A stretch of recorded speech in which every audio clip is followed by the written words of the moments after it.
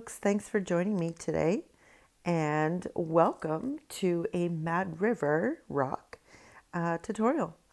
This is a smaller rock that I collected from the Mad River. It's where I go in southern Ontario, where I grew up, and whenever I go home to visit my family, I take a little stop off at the Mad River, and I gather up some more rocks to bring home to clean up so that I can paint on them. I love going there. It's reminds me of my childhood and how many days that I spent, hot summer days, playing in the water and cooling off. I used to ride horses when I was younger, so I would always take the horses down there and take them swimming as well. It just has a lot of memories. So painting on the Mad River rocks is something that brings me great joy and has such a personal touch and a personal meaning to me. And to bring these rocks to life with my paintings is just sort of an added bonus for me. So this one is going to be a Tiger Cub, and I'm going to show you how to do it very easily without really putting a lot of detail into it, and it looks amazing. So if you had seen the thumbnail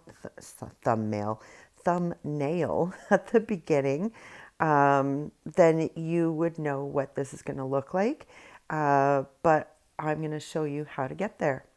So I'm painting on white, and I actually do two thick base coats because the rock was a bit pitted. So I wanted to make sure that I got a nice even coverage because I'm going to be using orange like I'm doing right now. I'm using a blending brush. It's a wide blending brush that I purchased from Amazon, and I'm putting on Canyon Orange right now.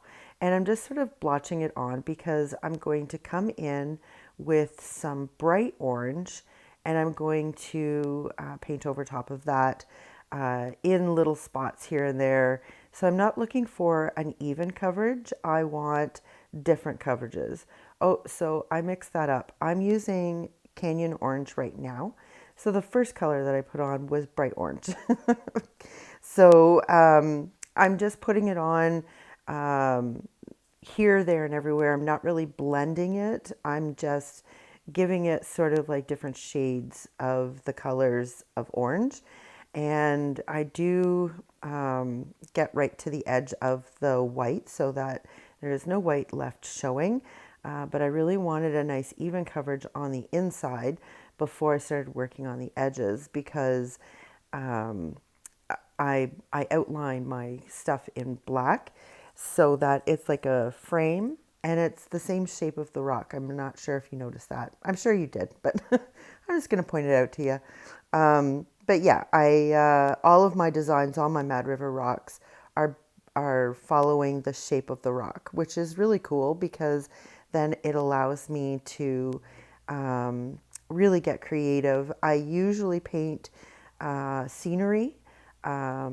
So usually it's a lake scenery or a mountainous scenery, that kind of thing. Because the stone is natural, I tend to go towards a natural setting of the painting. So now that's done, I'm going to outline it with a very small brush. This is one that I purchased at Michael's. And I just use it to outline so that I know where I can find my center. It's just more of a visual thing at this point for me, but in the end, it frames it up so nicely and really gives that appearance that it is actually like a picture in a frame on a rock, if you know what I mean. It's almost like I want to say like a Flintstones kind of era painting, if you will. If you're as old as me, you know the Flintstones. I grew up on watching those guys, and gals do their fun antics every episode. So, but that's what these remind me of, is kind of from that era, if that was a real era. Anyways, so I am outlining the entire piece in black, and this helps me too to clean up the edges. So if my sponge brush or my blending brush went over, I can clean it up with the black paint. If it went over a lot, then what I use is a cotton swab with some rubbing alcohol, and I just clean it up that way. So now I'm looking for the center of the rock where I'm going to put this Tiger Cub, and I didn't like that line, so I erased it, and I'm doing it again. And then I section it off. So that's where the paws are going to go. And then the next section is like his body and his shoulders. And then the next part is his head. So this is kind of boring, so we're going to speed this up. So I'm going to do some really quick drawing here.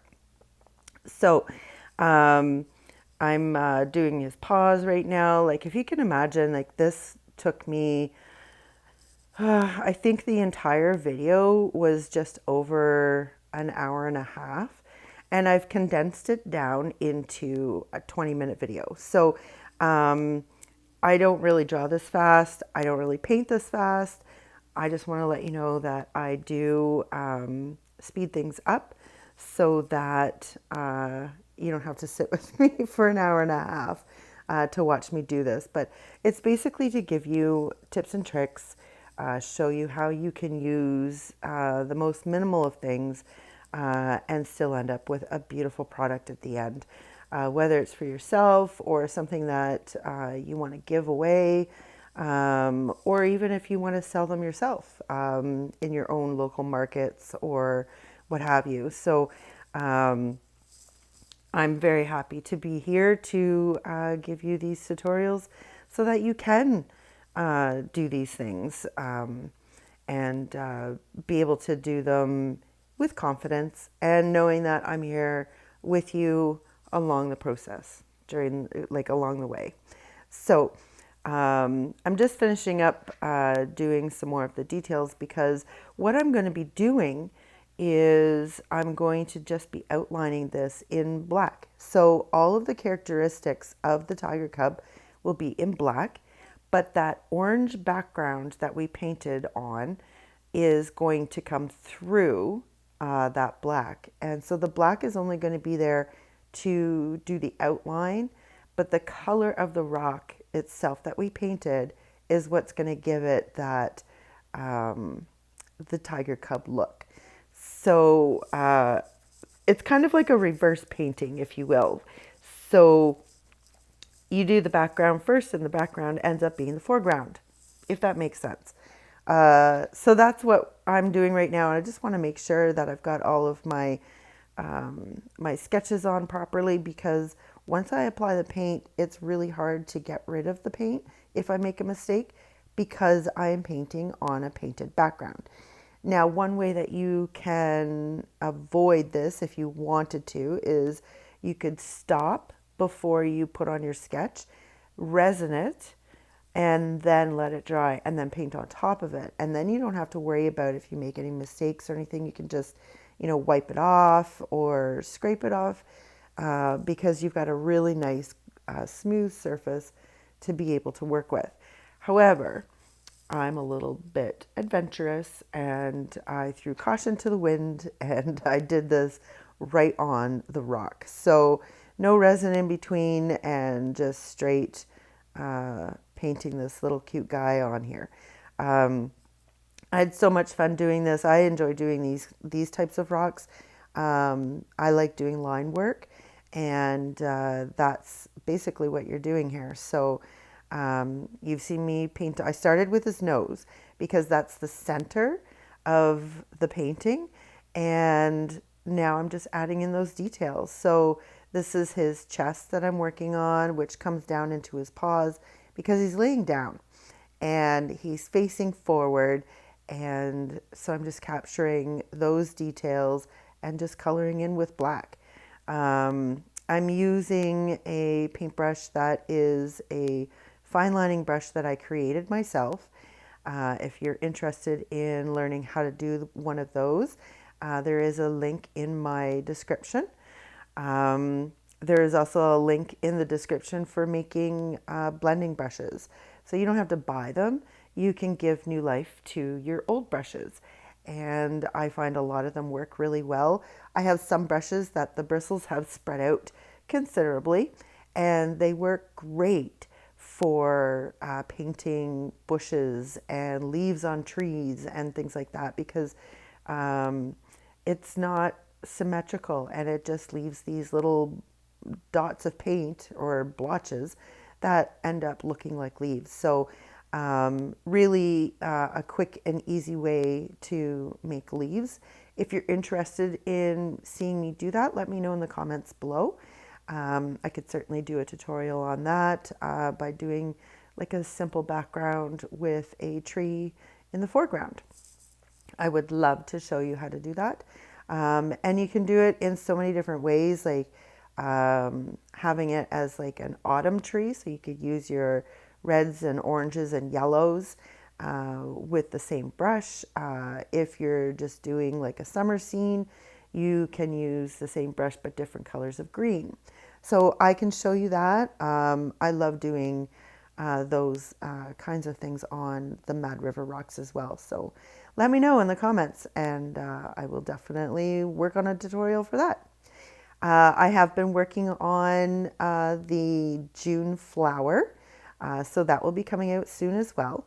And I have a few other things kind of up my sleeve that I'm excited about getting the tutorials done for you and edited and cleaned up, so that you're not sitting around for the hour and a half to 2 hours that it takes for me to paint these. And you get it all in one cute little package of 20 minutes or less.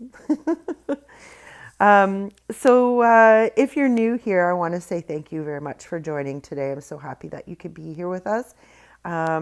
Make sure that you subscribe because subscribing to my channel helps me out so much, and I'm getting closer and closer to my goal, and I couldn't do it without you guys subscribing. My channel has become very quickly growing. It's so cool. Like every day that I check my statuses, and my numbers are always going up, and it's not because of me, it's because of you for getting my numbers to go up like that. So thank you so much for doing that, by subscribing, by liking my videos, by giving me comments, by sharing my videos. If you know somebody that would be interested in seeing what I do, by all means, share the video with them. Maybe they aren't aware that I'm around and they could benefit from my videos as well. And that's my goal, is to help you become more confident in your painting, learning new techniques, doing things with minimal supplies. I'm all about that. Use what you have. You don't need to go out and purchase all sorts of different things just to have. But that's what I'm here for. So definitely give me that thumbs up if you like the video. Subscribe if you haven't already. And the last thing is ring that notification bell. You don't want to miss anything when I do post something new. I tried very hard to post every Friday. I do like to try to get some little ones pushed in between the Fridays, so you at least have something else to watch. But I don't always get the opportunity to do that. I do have a full-time job that does take up a lot of my time. So doing these is something of passion for me, and I do that for you guys. And if it weren't for you, I wouldn't be doing this still. So thank you so much. You have no idea how much it means to me. And I'm so grateful that you're here every time I post, and you hang out with me for 20 minutes out of your day. So thank you. So as I've been chatting away there, we've been watching this little guy start to really take shape and come alive. And all I'm doing is painting on the line work. So just the details, and I'm just using black. So in this rock here, in total, we used 4 colors. That's it, just 4.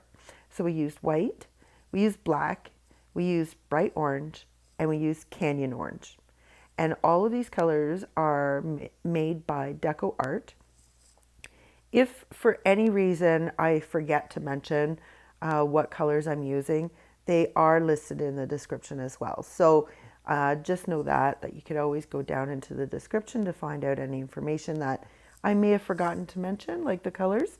It is all down in there, as well as some other cool links to my Facebook page, some maybe fun places to visit for if you wanted to purchase tools or paint or anything like that. Everything's listed in the description below. So to make this little tiger cub, I'm going to talk a little bit about it, especially his head. What I'm doing right now are these little swooshes, I guess. They kind of look like, they remind me of whale bones or drawings in the indigenous peoples. And I really liked incorporating that into this design. I am so drawn to their artwork. It is absolutely beautiful. And the stories that they tell with just their paintings is just unbelievable.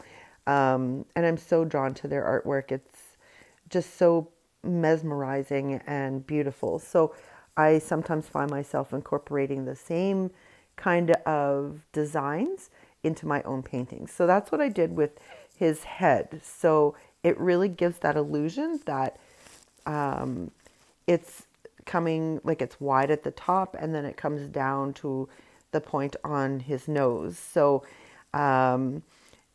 using line work like this as like a silhouette, it really helps you understand the shapes, and by putting in extra shapes to give it more depth or more design is really, really cool. And that's what my goal was, and that's why I drew it on first. So even though you couldn't really see it, I used my my gray General's charcoal pencil, and it really helped me sort of stay in proportion.